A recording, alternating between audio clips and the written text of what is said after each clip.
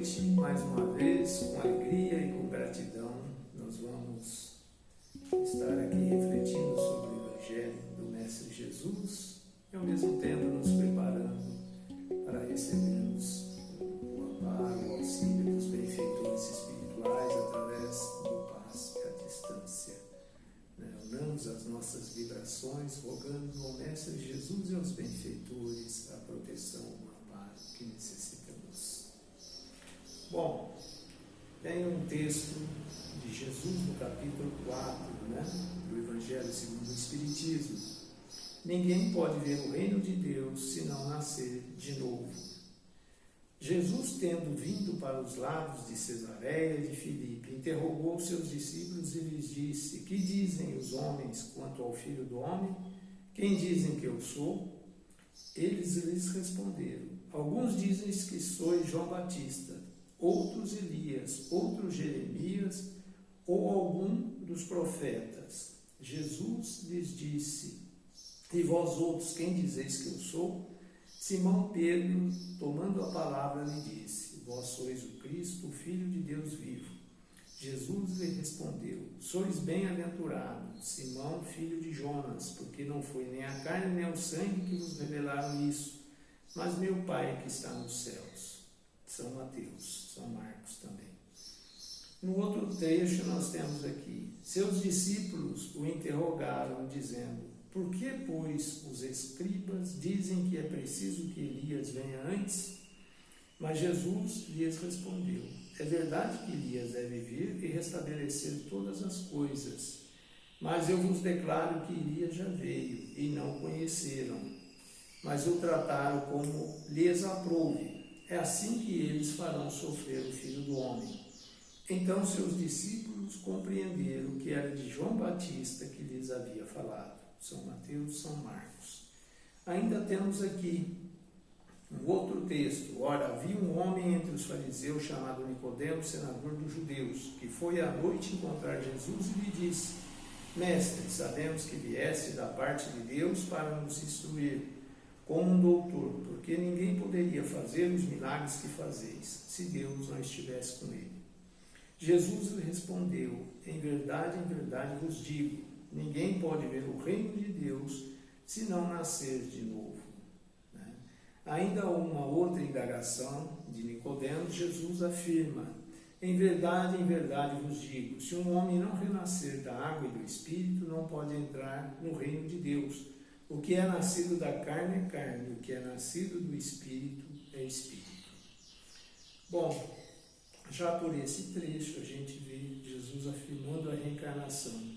E mais que isso, que a reencarnação era uma crença entre os judeus, porque senão não teria sentido quando Jesus pergunta quem eles diziam que ele era, e ele diz, e eles dizem que alguns acreditavam que ele seria Elias, que ele seria João Batista ou outro dos profetas, Então, porque eles conheciam Jesus e conheceram João Batista, conheceram Elias, fisicamente, eles eram totalmente diferentes. Então, tudo indica que eles acreditavam que Jesus seria a reencarnação de um desses profetas ou do próprio João Batista.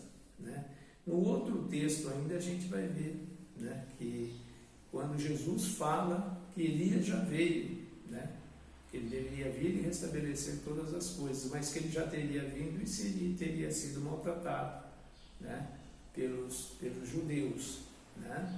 E aí então, como está no texto evangélico, então seus discípulos compreenderam que ele estava falando de João Batista. Ora, eles tinham conhecido Elias, o povo judeu conhecia Elias e depois conheceram João Batista, sabiam que fisicamente eram duas pessoas diferentes, então eles só podiam estar admitindo que João Batista era a reencarnação de Elias. E depois o próprio Jesus afirma ao Nicodemos, ao senador Nicodemos, que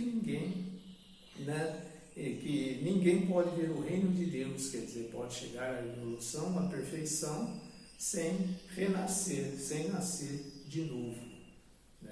Então nós vemos aí, nos próprios textos evangélicos, o reconhecimento da mediunidade, ou melhor, desculpem, o reconhecimento da reencarnação.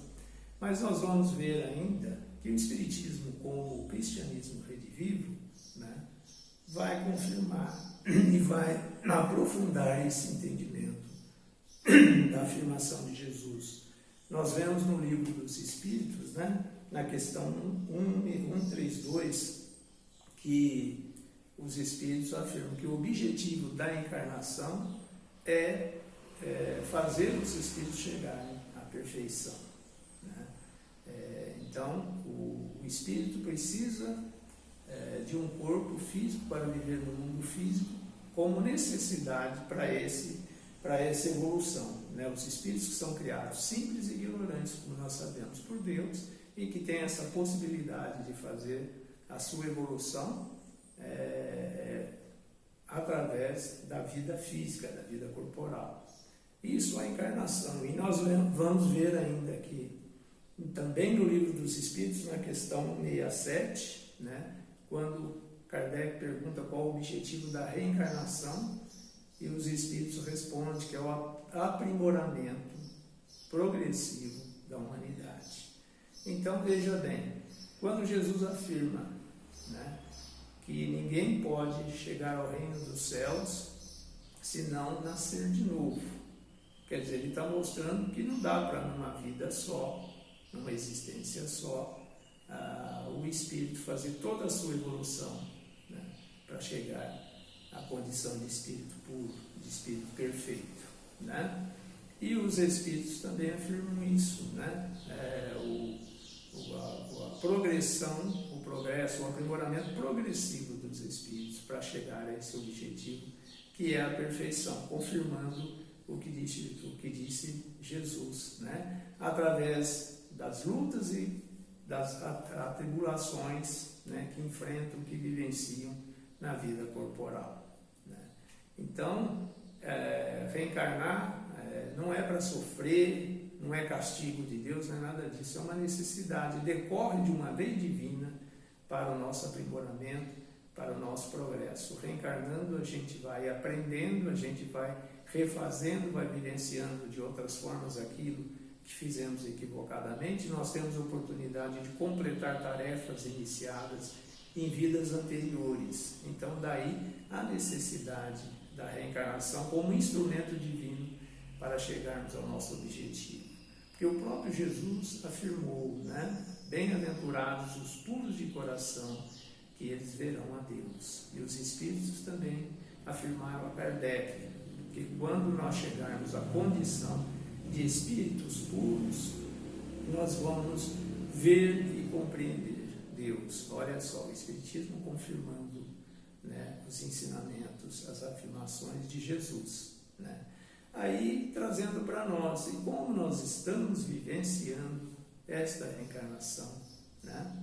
Até uma questão, né, para a gente mesmo, partindo do concreto, do que a gente vivencia, do que a gente observa nessa existência terrena, o quanto é necessária a reencarnação, porque a gente vê, a maioria das pessoas, a maioria de nós, exceto alguns espíritos que vêm em missão, desencarnam quase numa ignorância da maior parte das coisas, tanto na questão intelectual, né, com poucos, a maioria de nós sabemos sobre física, química, sobre energia nuclear, sobre as coisas mais básicas aqui da Terra, de uma certa forma, que a Terra já propicia esse conhecimento. E além disso, a maioria de nós, é fácil a gente perceber, desencarna ainda muito apegado, muito firmes, alimentando o orgulho, alimentando o egoísmo, né? Sem perdoar, alimentando o rancor, o ódio, a inveja, né? Então, e todos esses vícios que nós temos ainda tão forte. Então é fácil constatar que nós estamos ainda distantes da pureza, dessa pureza que tanto Jesus quanto os Espíritos afirmam que será necessário, né, para a gente chegar a Deus, como eles afirmaram. Né? Então, qual o trabalho maior que nós temos? Né? Qual seria realmente a prioridade para nós em cada existência, na Terra ou em outro planeta que esteja de acordo com a nossa necessidade, onde nós nos reencarnarmos, né?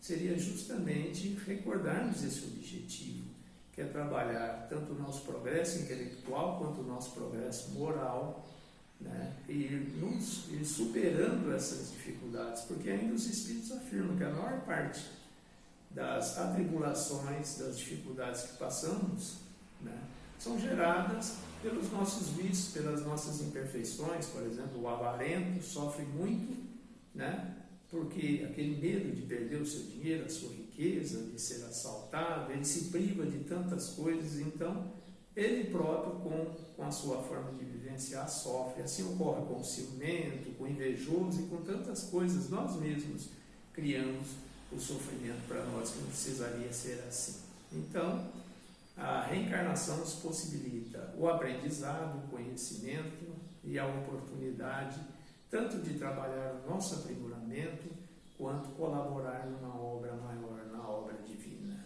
Daí dizem os Espíritos, né, o Espiritismo fala, fora da caridade não há salvação, quer dizer, não há evolução, né, é sair do egoísmo, é buscar fazer todo o bem que estiver ao nosso alcance, é perdoar, pelo menos buscar perdoar, se não conseguirmos perdoar, ao menos não desejar o mal, não buscar vingança, né?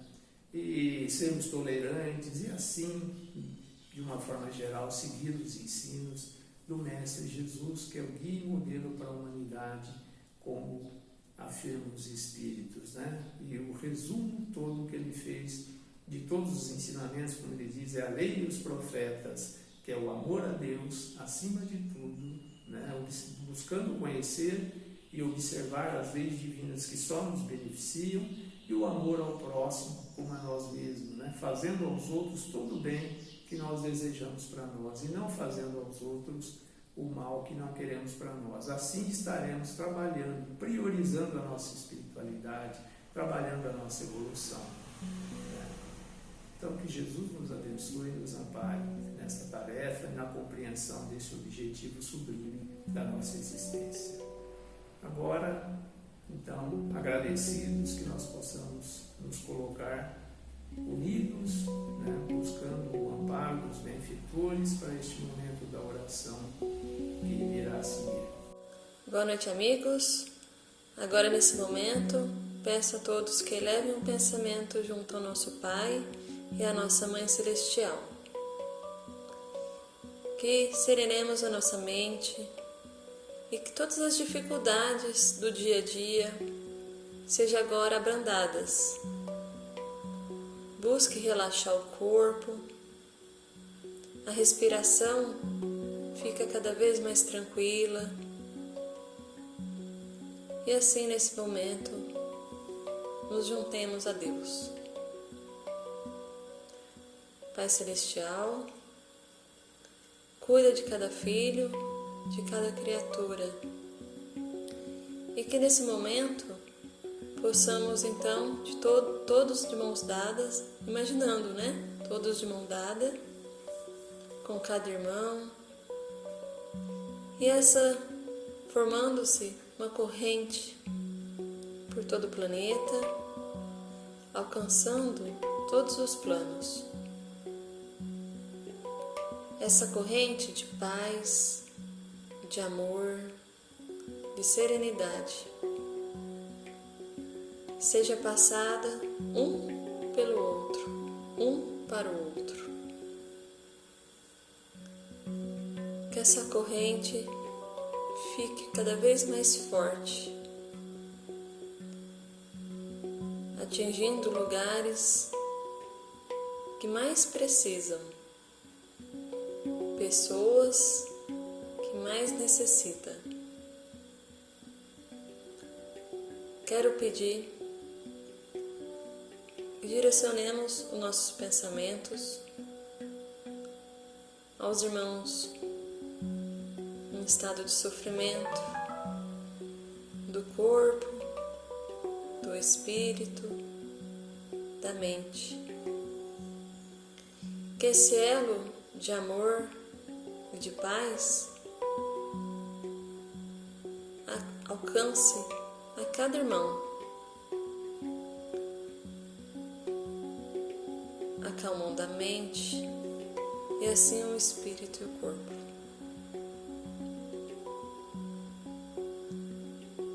Que as nossas aflições sejam acalmadas e assim dias melhores de esperança possam nos dar ânimo, possam nos dar coragem para prosseguir no caminho junto ao Pai. Vamos mentalizar ao Pai Celestial, à nossa Mãe Celestial, aos anjos da guarda, a toda a boa equipe do Centro Espírita Francisco Paulo Vitor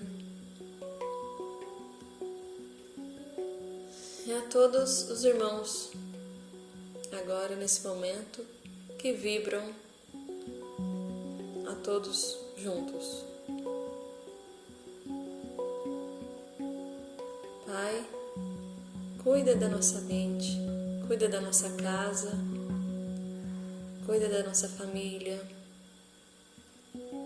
Cuida, Pai, daquele amigo, daquele irmão que está em momento difícil. Cuida dos animais do nosso planeta, da água, do ar, do fogo, da terra. Aos que estão chegando a esse plano, a esse planeta Terra, para um novo nascimento, desejo paz e venham num propósito do bem. Para aquele que está fazendo o desligamento da matéria, desejo que seja acolhido pela boa equipe do nosso Pai Celestial.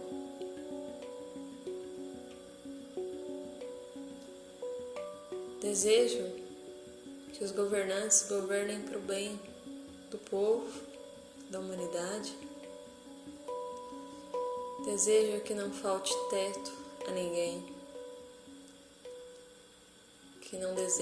Desejo que não falte alimento a ninguém. Se por acaso houver alguma dificuldade em ingerir o alimento, que esse alimento seja nutritivo, mesmo no pouco que no corpo se estabelecer. Somos filhos pequenos, em processo de evolução, muito a caminhar, muito a aprender. Que não nos falte a humildade para que possamos caminhar nessa estrada do aprendizado, que não nos falte fé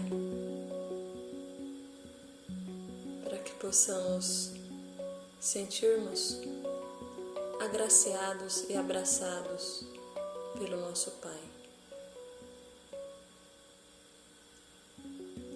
Amigos, muito obrigada por estar aqui nesse momento de prece e oração. Que todos tenham uma boa noite de descanso, de um descanso reparador do corpo e de aprendizado para o espírito.